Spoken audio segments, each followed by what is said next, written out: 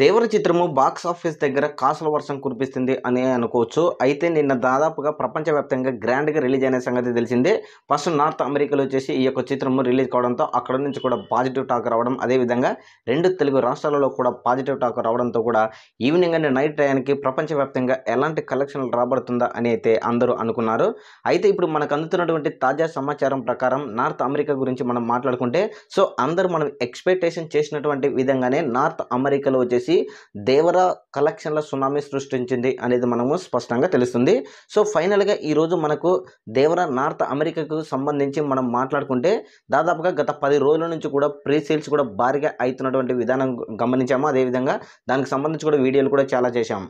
ఫైనల్‌గా అయితే నార్త్ అమెరికాకు సంబంధించి ఇప్పటికీ మనకు అందుతున్నటువంటి సమాచారం ప్రకారం నార్త్ అమెరికాలో దేవర చిత్రము ఫస్ట్ డే కలెక్షన్స్ రిపోర్ట్ గమనిస్తే $3.5 మిలియన్ వచ్చేటట్లు అధికారికంగా ప్రకటించారు.